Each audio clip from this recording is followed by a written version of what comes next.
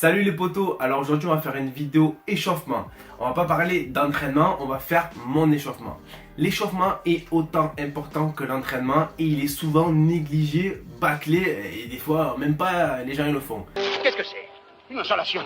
Je vois une chose qui me paraît impossible. Qui plus est, en street workout on arrive généralement, on boit un coup, on s'échauffe deux fois l'épaule et hop on commence. Quand on est jeune ça va, mais quand tu commences à vieillir, le poids des années commence à peser et tu peux plus te permettre de faire ça. Ce qui va faire la différence sur le long terme, sur ta progression, c'est pas forcément tes gains. Parce qu'au bout d'un moment, la progression va être limitée.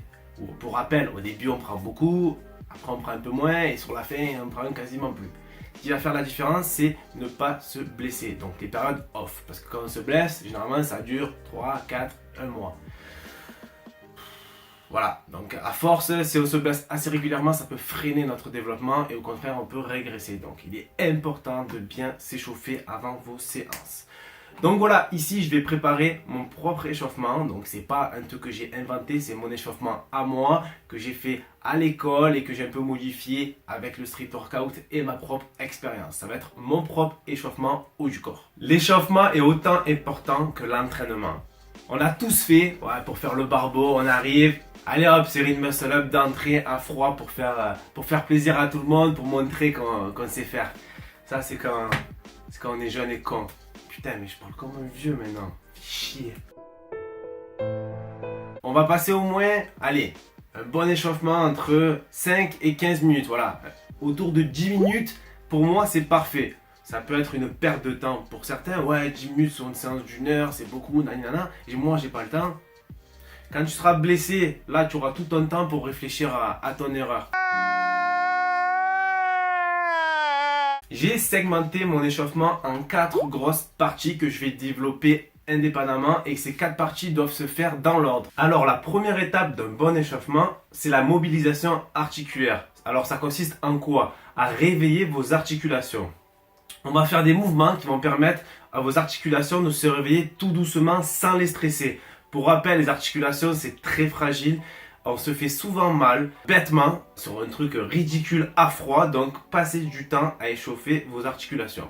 Le premier exercice de la mobilisation articulaire va être le travail des doigts et des poignets. Réveillez un petit peu vos doigts, surtout sur les barres de traction. Quand on fait des muscle-up ou autre, les doigts peuvent vite se tourner, ça peut faire très mal, surtout en hiver. Donc faites attention à ça. Allez, maintenant on va passer à l'articulation du coude. Je fais ce type de mouvement, je trouve qu'il m'échauffe très bien le coude. Je fais quelques répétitions, voilà, une dizaine à droite, une dizaine à gauche, de haut en bas. On prend le temps, on respire bien.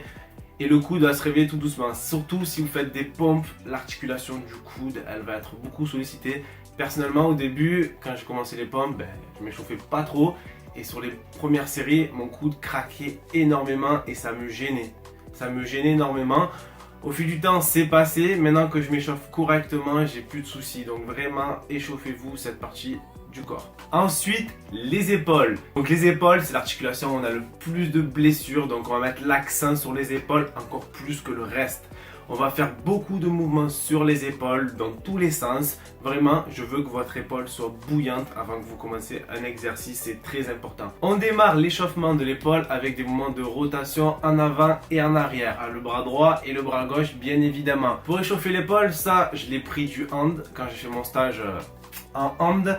Les handballeurs, ils ont beaucoup de problèmes au niveau des épaules parce qu'ils lancent tout le temps la balle. Donc l'échauffement de l'épaule est très important dans ce sport. Si le hand, ils ont des problèmes d'épaule qui s'échauffent bien correctement les épaules, pourquoi en musculation on ne ferait pas ça? Sachant que l'épaule, c'est l'articulation qui se casse en premier. Vraiment, je porte un accent important sur les épaules plus que les autres articulations. Même si toutes les articulations sont importantes, l'épaule est celle qui va être vouée à être le plus stressée lors des exercices. Donc vraiment, mieux vaut faire plus d'exercices pour l'échauffer que moins. On va finir cette mobilisation articulaire sur la nuque.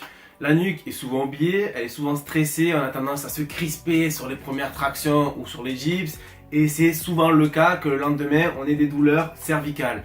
Donc échauffez-vous bien la nuque. Je fais quelques mouvements de rotation, oui, non, droite, gauche, haussement d'épaule. Au moins la nuque va être réveillée, elle ne va pas être stressée directement sur la première série de tractions. On va passer maintenant à la deuxième partie de l'échauffement qui correspond à la coiffe des rotateurs. Alors pour rappel, la coiffe des rotateurs, c'est un ensemble de 4 tendons qui vont s'insérer au niveau de l'épaule. La coiffe des rotateurs, je pense que c'est pas un nom qui vous est inconnu. La majorité des blessures au niveau des épaules proviennent de ces 4 petits tendons. Pour rappel, ils sont méga importants, c'est eux qui vont initier la rotation de la tête de l'humérus, donc de l'épaule. Et les blessures sont courantes à ce niveau-là dans la majorité des sports. Notamment en musculation, on voit des blessures au développé couché, aux épaules, notamment par rapport à cette coiffe des rotateurs. Pour l'échauffer, qu'est-ce qu'on va faire? Il y a 3 mouvements qui vont être essentiels pour réveiller votre coiffe des rotateurs. Alors pour bien échauffer notre coiffe des rotateurs, le premier exercice que nous allons faire est celui-ci. Mettez-vous de côté, le coude bien fixé contre la côte. C'est vraiment l'axe va tourner autour du coude. Il n'y a pas de mouvement comme ça. Le coude est fixé, on ramène le poignet vers le nombril et on l'envoie vers l'extérieur. Mettez-vous bien sûr à distance nécessaire, il ne faut pas que ce soit trop dur ou trop facile. On n'est pas là pour forcer comme des bourrins. C'est pas un exercice, c'est un échauffement. Donc il faut qu'il y ait une légère tension, mais pas une tension trop importante. Deuxième exercice, toujours vers le côté, nous allons faire un abaissement de l'épaule. Je prends le coude cassé, vous pouvez prendre la main tendue comme vous voulez, il n'y a pas de souci. Le tout est de faire un abaissement de l'épaule. Troisième et dernier exercice pour réchauffer cette coiffe des rotateurs, on va se mettre face à l'élastique, le coude en position haute, on ne va pas bouger et ramener vers l'arrière. Ça sert à rien aussi de forcer trop comme un bourrin, ça c'est le plus dur des 3, donc vraiment rapprochez-vous un petit peu pour pas qu'il y ait une grosse tension sur l'élastique. Quelques répétitions à droite et à gauche. Personnellement, je préfère le faire avec une élastique, ça coûte pas grand chose, 5-7 € et ça permet de bien s'échauffer et de faire bien sûr d'autres exercices avec. Donc si vous pouvez investir dans une élastique, c'est que mieux. Sinon, on peut le faire sans élastique, à vide, ça va quand même échauffer. Ou sinon, avec une bouteille d'eau 2 litres, ça va mettre un petit peu de poids, ça va un petit peu plus travailler la coiffe des rotateurs. Maintenant qu'on a fait la mobilisation articulaire et qu'on a un peu réveillé votre coiffe des rotateurs, nous allons passer à l'activation cardio-pulmonaire. En grosso modo, on va activer votre cœur, on va augmenter la température corporelle de votre corps pour qu'il soit bien chaud à l'effort. Bien sûr, un échauffement, on a échauffement, il y a chauffe. On va chauffer le corps. On travaille les muscles, les articulations, c'est bien, mais le cœur, il faut aussi le réveiller. C'est lui qui va envoyer du sang dans vos muscles. Il est important qu'il soit prêt à travailler. Là, forcément, si vous avez une corde à sauter, c'est peut-être mieux, mais moi, je préfère faire des jumping jacks. Donc, on va faire 30 secondes de jumping jack. Ensuite, je passe directement à des remontées de genoux. Je tape dans les genoux, les mains devant, les genoux vont venir taper dans les mains.